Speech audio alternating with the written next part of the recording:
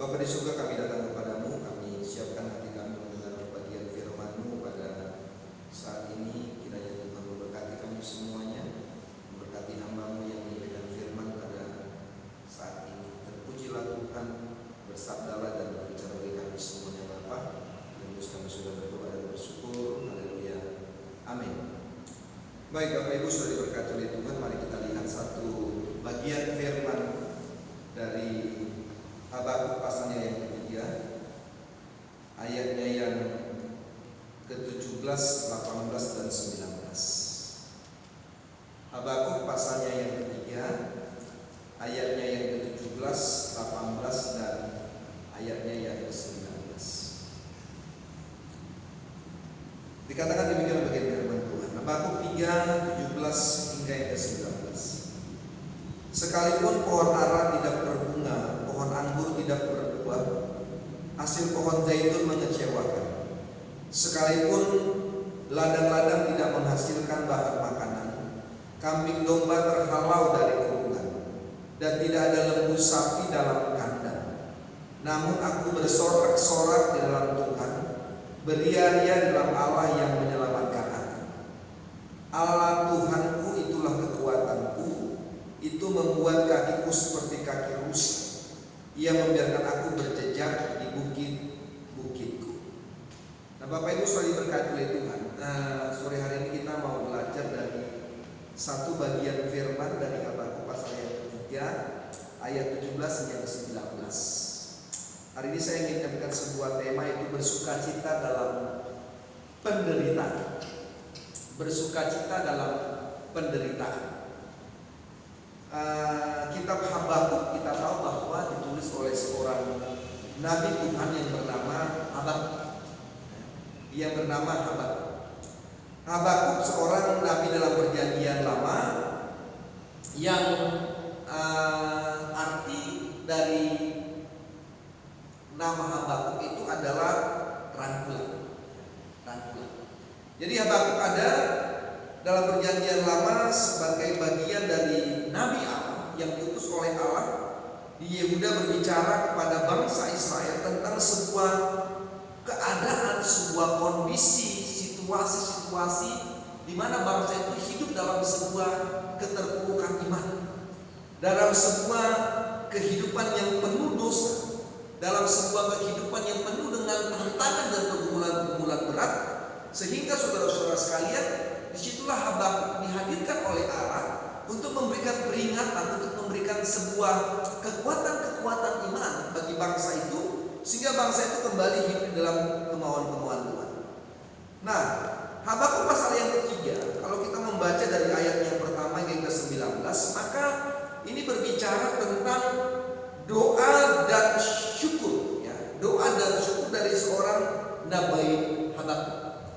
Nah, apa yang mau kita lihat bagian ini saudara-saudara sekalian, bahwa bagian-bagian dari Habakuk pasal yang ketiga ayat 1 sampai 19, maka bagian-bagian ini menjelaskan dengan sejelas-jelasnya tentang doa dan ucapan syukur, di mana saudara-saudaraku, doa dan syukur dari seorang nabi Allah yang bernama Habakuk ingin menyampaikan tentang sebuah keadilan-keadilan Tuhan, ya, atas bangsa itu, dan pengharapan-pengharapan tentang sebuah keadaan yang akan datang. Artinya adalah apa?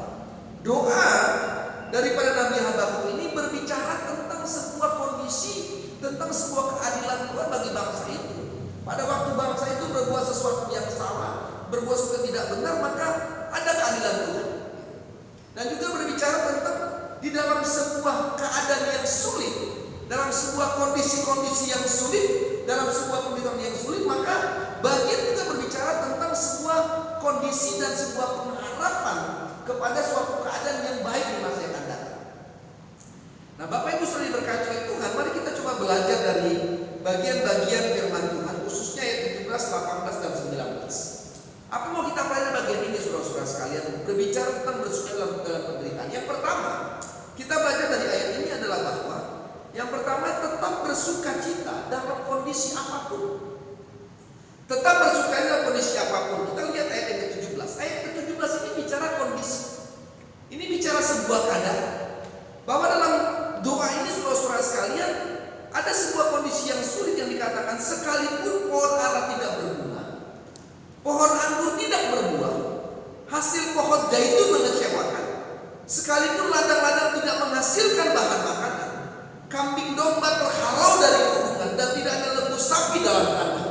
Jadi kalau saudara melihat bagian ayat 17 ini, saudara-saudara sekalian, maka ini sebuah bagian kondisi suatu keadaan yang tidak menyenangkan, suatu kondisi keadaan yang sangat menyulitkan, satu kondisi keadaan yang situasi-situasi yang tidak memungkinkan dan menguntungkan bagi manusia, karena dikatakan bahwa kehidupan seolah mati. Ya, pohon ara tidak berbunga, pohon anggur tidak berbuah, pohon zaitun mengecewakan, ladang-ladang tidak menghasilkan bahan makanan, kambing domba lari dari kurungannya, lembu sapi tidak dalam kandang. Jadi memang saudara-saudara sekalian, keadaan dan kondisi yang begitu sulit sekali. Tapi coba kita belajar dan melihat pada ayat ke-18. Namun, saudara perhatikan ya. Namun aku bersorak-sorak di dalam Tuhan dan beria-ria dalam Allah yang menyelamatkan aku.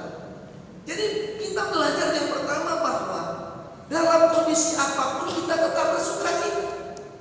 Ya, jadi yang pertama tetap bersyukur dalam kondisi apapun. Ayat 17 bicara sebuah kondisi yang sulit, tapi ayat 18 mengajarkan tentang sebuah bagian bahwa dalam kondisi yang sulit, dalam keadaan yang sulit, maka kita bilang ayat 18, kita harus tetap bersukacita.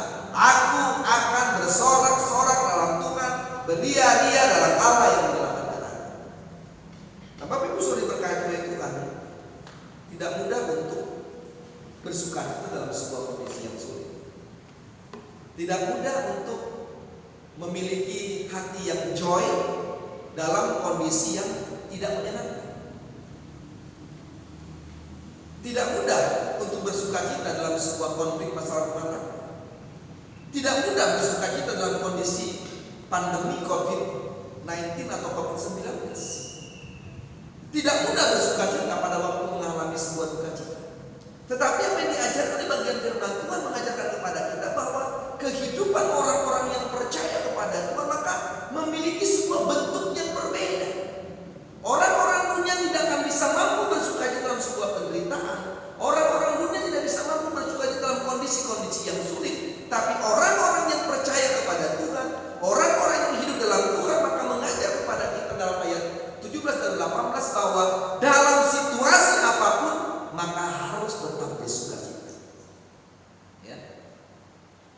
Harus tetap bersukacita. Ya. Namun aku bersorak-sorak dalam Tuhan dan beria-ria dalam Allah yang menyelamatkan aku. Habakuk juga dalam kondisi yang sulit.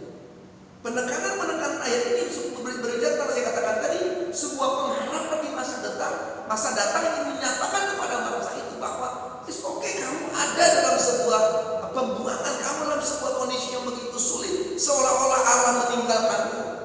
Tapi Habakuk ini menekankan sebuah pesan penting bahwa pada waktu engkau menghadapi situasi yang sulit pun maka kau tetap bersukacita karena kau adalah bangsa pilihan Allah. Ingat saudara-saudara sekalian, kita adalah anak-anak Tuhan, anak-anak Allah.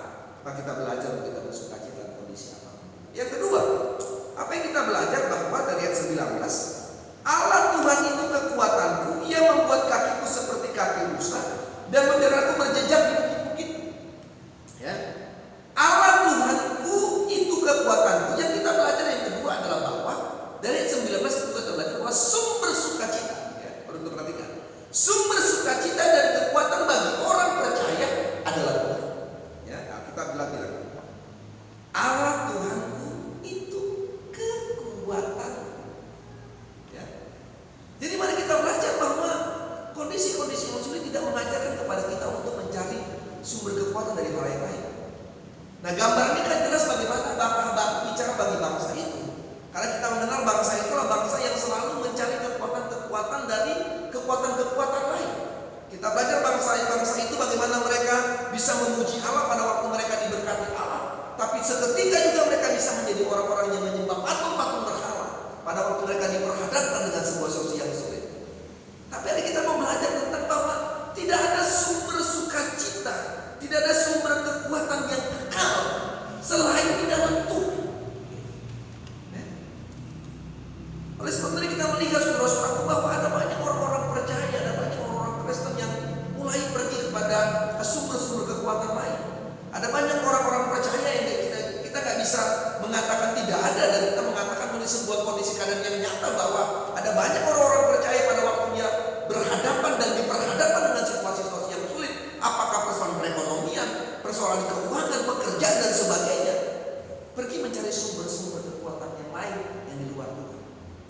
Tapi hari ini kita mau belajar bahwa kita diingatkan dalam kondisi sulit saat ini. Mungkin hari ini banyak orang yang di PHK, hari ini banyak orang yang di rumah.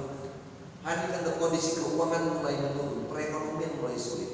Tapi mari kita belajar hari ini bahwa dalam situasi-situasi kondisi yang hari ini sulit bagi kita, tetap mencari sumber sukacita dan kekuatan itu ada di dalam Tuhan. Bagaimana caranya? Orang bilang, wah Tuhan nggak kelihatan, Tuhan itu jauh. Loh, saudara sekalian, saya mau katakan Tuhan itu dekat, ya, dekat di hati kita.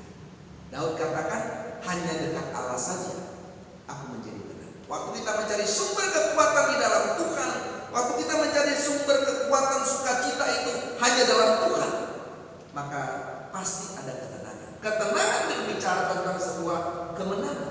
Ketenangan disampaikan oleh dalam Mazmur 62 berbicara tentang sebuah jalan keluar.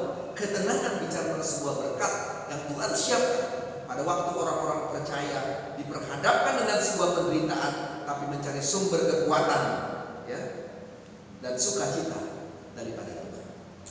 Yang ketiga, ayat yang ke-19, Allah Tuhanku itu kekuatan.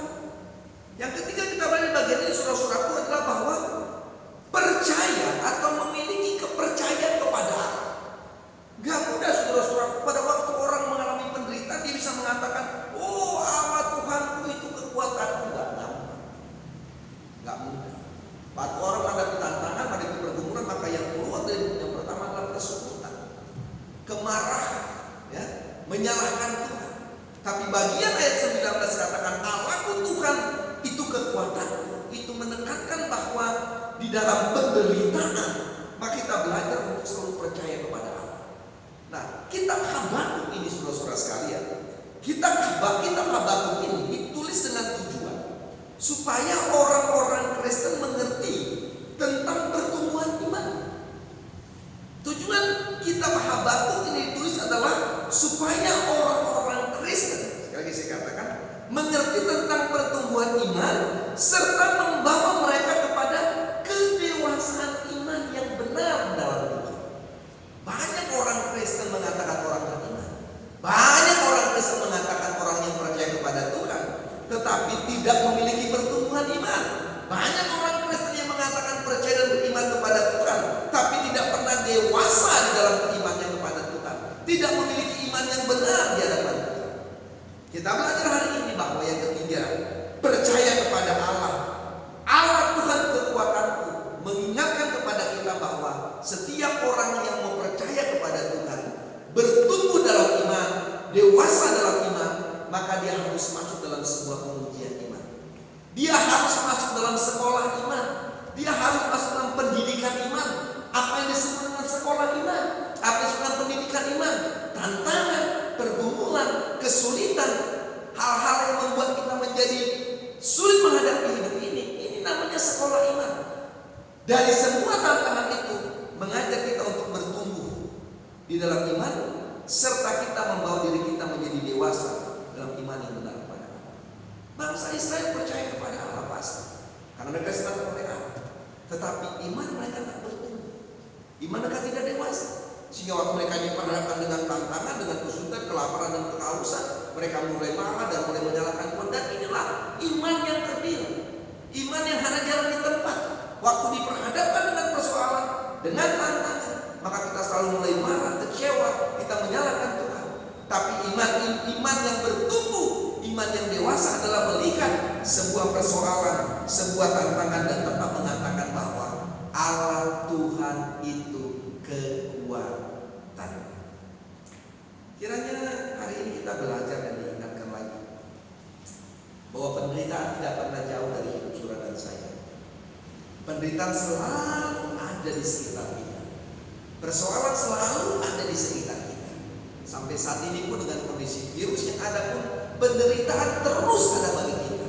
Orang mulai bertanya kapan berakhir, dan kapan berakhir. Tidak ada yang pernah kapan tahu berakhir. Tapi hari ini kita mau belajar 3 hal penting untuk tetap bersukacita dalam kondisi apapun. Ingatlah bahwa sumber sukacita dan kekuatan adalah Tuhan, dan tetaplah memiliki kepercayaan, iman kepada Allah, iman yang bertumbuh, iman yang dewasa, iman yang kokoh, sehingga dalam semua kondisi keadaan itu maka kita tetap bisa bersukacita. Kiranya Tuhan memberkati kita, Tuhan menolong kita supaya kita tetap terus kuat dalam Tuhan dan tetap terus maju di dalam Tuhan. Mari kita berdoa. Bapa di surga, kami datang kepadamu Tuhan, kami berterima kasih dan bersyukur kepada Tuhan karena hari ini lagi kami boleh belajar dari bagian firman. Hidup yang kami jalani penuh dengan penderitaan, hal-hal yang sulit, kondisi yang sulit hari mengajarkan memang sebuah penderitaan. Tapi hari kami belajar untuk kami tetap bersuka dalam kondisi apapun, untuk kami mencari sumber kekuatan daripada Engkau ya Tuhan, dan tetap percaya kepada Tuhan dalam situasi yang sulit ini. Terima kasih untuk semuanya Bapa. Akhirnya biarlah hari ini Tuhan memberkati kami, Tuhan menolong kami semuanya, jemaat-jemaat-Mu Tuhan dimanapun mereka ada. Mereka ada di rumah dalam situasi kondisi COVID ini. Kami berdoa di dalam nama Yesus, kiranya kemenangan iman, pertumbuhan iman, kekuatan iman terjadi atas kehidupan mereka. Terpujilah Tuhan. Inilah doa kami Bapa. Bila kami sudah berucap syukur. Haleluya, haleluya, haleluya. Amin. Tuhan memberkati.